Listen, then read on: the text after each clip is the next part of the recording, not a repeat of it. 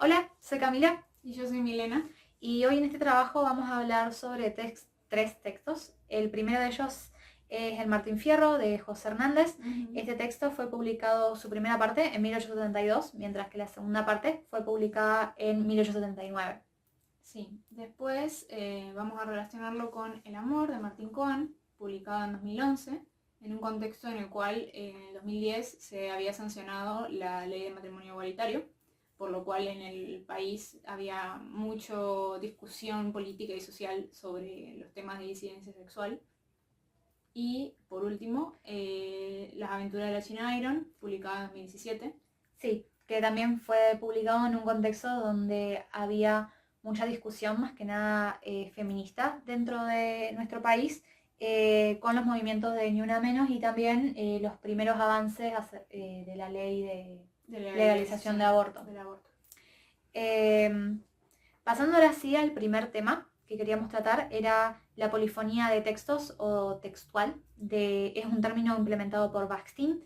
Este término refiere a cómo los textos en sí son un conjunto de otros anteriores a él. Cómo dialogan entre sí constantemente y se influyen mutuamente para volver a crear visitarse claro. y a crear nuevos. Exacto. En este caso podemos ver esta polifonía o este diálogo que se da entre los textos, se ve muy bien en el Martín Fierro, El amor y las aventuras de la China Iron, ya que los dos más nuevos retoman personajes del Martín Fierro y desarrollan más sus historias, tanto en El amor, donde se sigue el final de la primera parte, con Cruz y Martín Fierro, a la huida. Claro, escaparse con los indios. Huyendo del gobierno. Y por último, ¿no es cierto? También en la China Iron, las aventuras de la China Iron, se puede ver también cómo se desarrolla la historia del personaje de la China, que en el Martín Fierro es apenas nombrada, ni siquiera se puede decir que es un personaje secundario. Y desarrolla su historia y cómo a medida que va conociendo diferentes personajes, se desarrolla su propia identidad y en sí, ambas historias, tanto el amor como las aventuras de la China Iron, tienen como eje principal la búsqueda de identidad y de libertad. Sí.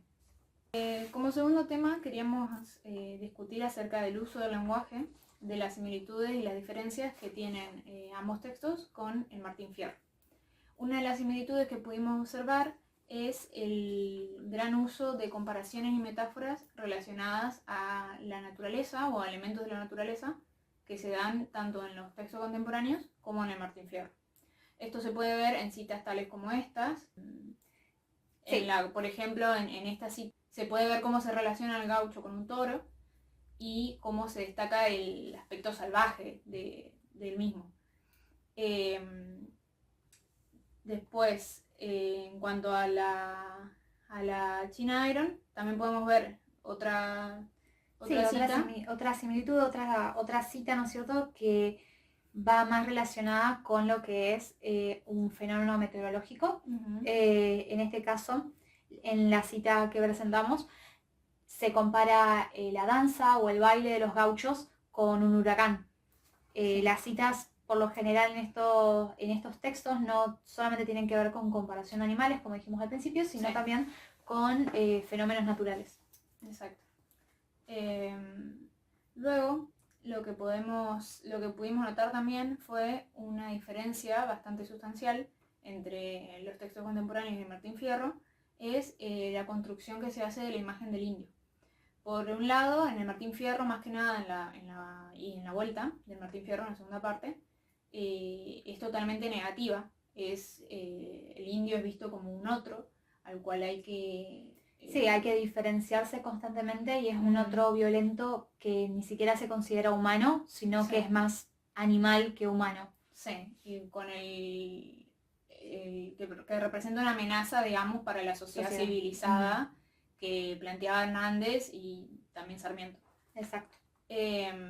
Por ejemplo, en citas tales como esta, podemos ver cómo el indio es visto como un ser totalmente violento, comparado con un animal que bebe sangre Sí. Y que mata también por matar, claro, sin ningún tipo de justificación. Exacto.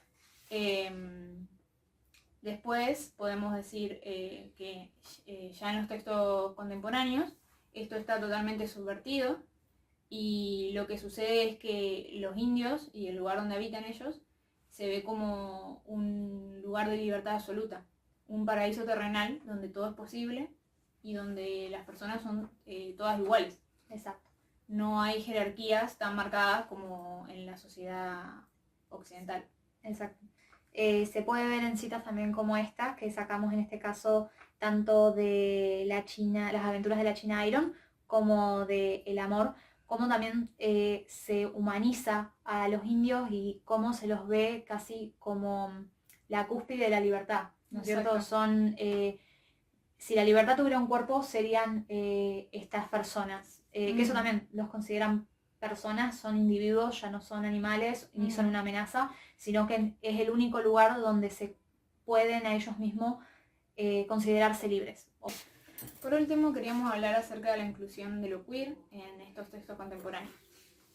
En la novela de las aventuras de la China Iron, el foco está puesto en una mirada femenina, ya que es la China misma la que relata sus aventuras y la que en su viaje se va encontrando a ella misma y va transformándose al mismo tiempo. En un principio, en el desierto, en la primera parte, lo que ella hace es nombrarse a sí misma, construyendo subjetividad, que hasta ese momento no tenía, ya que ni siquiera tenía un nombre. Y de esta forma podemos ver que, como esta cita lo dice, ella empieza a nombrarse a sí misma y a construir quién es. Podemos ver en ese sentido cómo ella adopta el inglés y también adopta la vestimenta inglesa de Liz, porque se ve reflejada en ella y ella la introduce al mundo que hasta ese momento era desconocido. Exacto.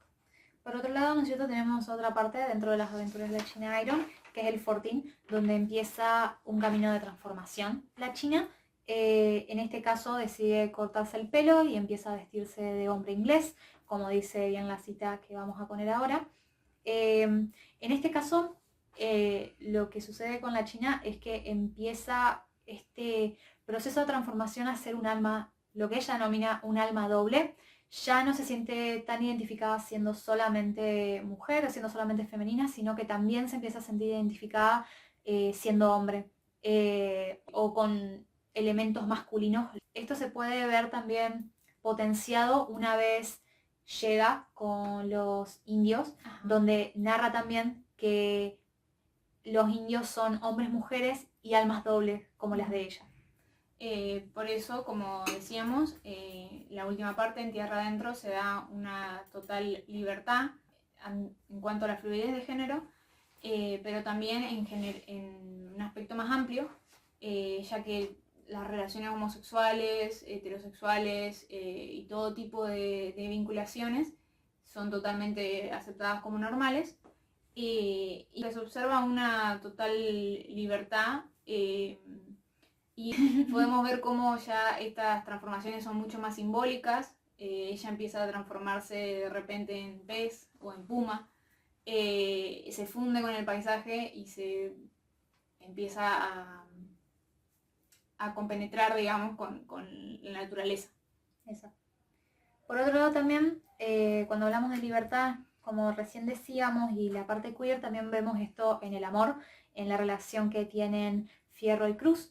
Hay una cita, ¿no es cierto?, también que lo muestra, y un punto que nos interesaba también nombrar era como la definición de hombre, o como dice García, verdadero hombre de la pampa.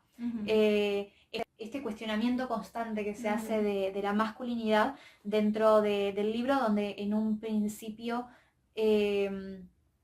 se trata de negar, se trata de ver como que es un beso de hombres, que los dos son hombres, que se hayan besado no significa absolutamente nada, pero que una vez llegan con los indios terminan entendiendo que nada de eso importa y que ambos son hombres y que son hombres que están enamorados, nada más. Y es ahí donde, con los indios mismos con los que se terminan aceptando y teniendo al fin y al cabo una relación que también se retoma después en las aventuras de la China Iron, donde en la última parte, como recién nombraba Mile, se reencuentra con Martín Fierro y él le comenta sobre su relación con Cruz, volviendo también a lo de la polifonía de textos que hablamos en un principio.